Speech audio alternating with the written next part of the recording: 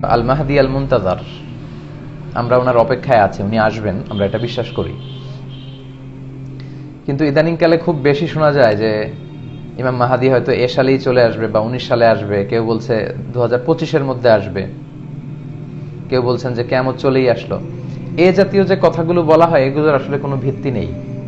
কারণ কিয়ামত কখন হবে লা ইয়ালামুহা ইল্লাল্লাহ, আল্লাহ ছাড়া কেউ জানে না।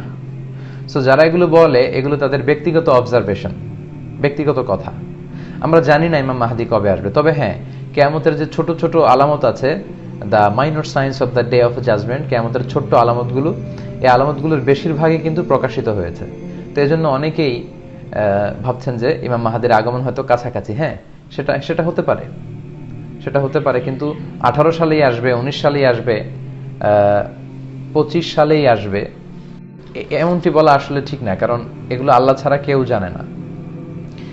সবচেয়ে দুঃখজনক হচ্ছে অনেক ইয়াংদের মধ্যে আমি এই ফ্রাস্ট্রেশনে এর ব্যাপারটা দেখি। বলে যে হুজুর ইমাম মাহাদি তো চলে আসবে, 25 সালের মধ্যে আসতেছে, কিয়ামত তো হয়ে যাবে। তো এই কথাগুলো যারা বলেন, এই কথাগুলো কিন্তু যুবকদেরকে অনেককে কর্মবিমুখ করে ফেলছে। মানে অনেকে বলছে যে মাহাদি তো চলেই আসবে, কিয়ামত তো হয়েই যাবে, তো আমরা আর কি করব, আমার ক্যারিয়ার করে লাভ কি, চাকরি করে লাভ কি, এগুলো করে তো কোনো লাভ নেই। এটা একেবারে ভুল কথা। ইমাম মাহাদি কখন আসবে, আসলে দেখা যাবে। ইমাম মাহাদি যখন আসবে আমরা ওনাকে সাপোর্ট করব, আমরা ওনাকে সাপোর্ট করব, আমরা ওনার সৈনিক হব, ওনার সাথে একসাথে কাজ করব। কিন্তু ইমাম মাহাদি আসবে, কিয়ামত হবে বলে সবকিছু বাদ দিয়ে কর্মবিমুখ হওয়া এটা ঠিক না। আপনি যেমন কাজ করে যাচ্ছিলেন কাজ করে যান, ইবাদত করে যাচ্ছিলেন ইবাদত করে যান, ক্যারিয়ারকে ব্রাইট করতে চেষ্টা করেছিলেন করে যান, আপনারা আপনাদের কাজকে চালিয়ে যাবেন। কিন্তু ইমাম মাহাদি আসবে, কিয়ামত হয়ে যাবে বলে আশা হারানো যাবে না। কিন্তু অনেকের মাঝেই কিন্তু এই বিষয়টা দেখা যায় যে 25 সালে আসবে, 26 সালে আসবে, এরকম কথা বলা হয়। এটা আসলে যারা বলেন তাদের ব্যক্তিগত অবজারভেশন, সুনির্দিষ্টভাবে কোরআন সুন্নাহয় কবে আসবে এক্স্যাক্টলি কিছু বলা হয়নি। তিরমিজির বর্ণনা বিষ্ণু ইসলাম বলেছেন ইয়ামলিকু সাবা আসিনিন ফিল আরদ, ইমাম মাহদি যখন পৃথিবীতে আসবে তিনি 7 বছর পৃথিবীতে রাজত্ব করবেন। এবং বিষ্ণু বলেছেন ইউআতিউ ইসমুহু ইসমি ওয়া ইসমু আবিহি ইসমু আবি, বিষ্ণু বলেছেন যে আমার নামে হবে মাহাদির নাম, আমার বাবার নামে হবে মাহাদির বাবার নাম। মনে রাখবেন মাহাদি, মাহাদি কিন্তু ওনার নাম নয়। মাহাদি মানে হেদায়েত প্রাপ্ত, গাইডেড একজন মানুষ। তো ওনার নাম হবে বিশ্বনবীর নামে নাম। হতে পারে বিশ্বনবীর নাম ছিল মুহাম্মদ সাল্লাল্লাহু আলাইহি ওয়াসাল্লাম, তো হতে পারে ওনার নাম হবে মুহাম্মদ। বিশ্বনবীর নাম যে শুধু মুহাম্মদ এমনটা কিন্তু নয়। বিশ্বনবীর নাম আছে আহমদ, বিশ্বনবীর নাম আছে হাশের, আকিব, আবুল কাসেম, তহা, ইয়াসিন, মুজাম্মিল। তো কোন নাম নিয়ে যে উনি আসবে এটা আমরা জানি না। তবে বিষ্ণু বলেছেন আমার নামে হবে ইমাম মাহাদির নাম। বিষ্ণুনবীর কোনো একটা নাম হয়তো ইমাম মাহাদির থাকবে। বিষ্ণু ইসলাম এটাও বলেছেন আজরাল জাবহা ওয়া আকনাল আনফ, ইমাম মাহাদির ললাটটা হবে প্রশস্ত, প্রশস্ত ললাট হবে ইমাম মাহাদির।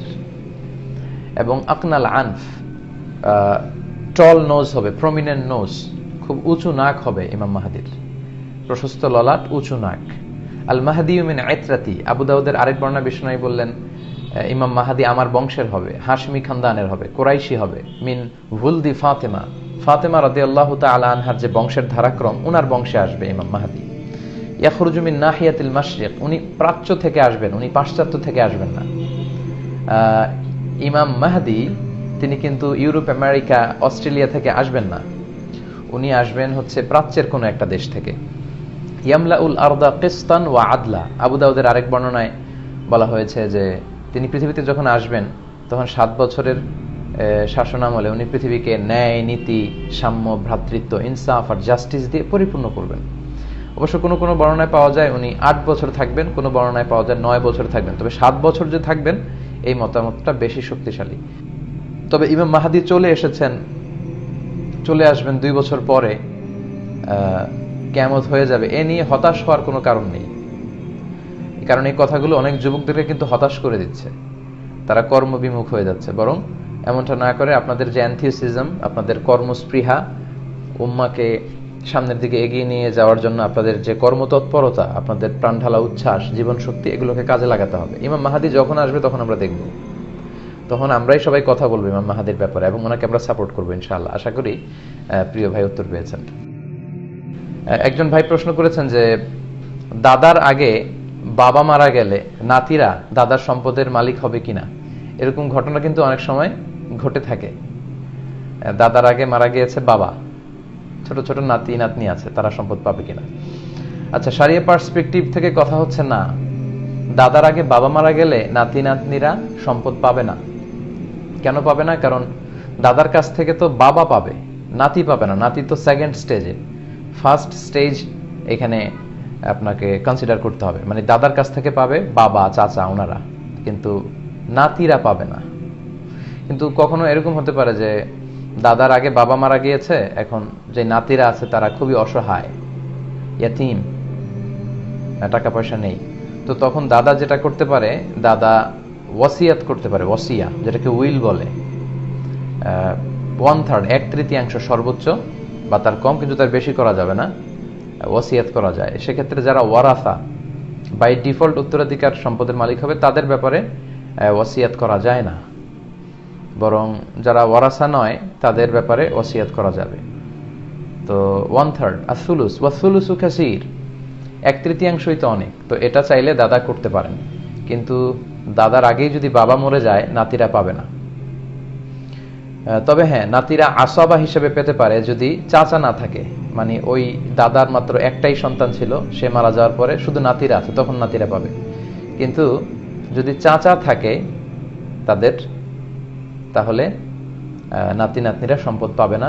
তো সেক্ষেত্রে অনেকে বলে ইসলামের তো এটা ইনসাফপূর্ণ বিধান হচ্ছে না।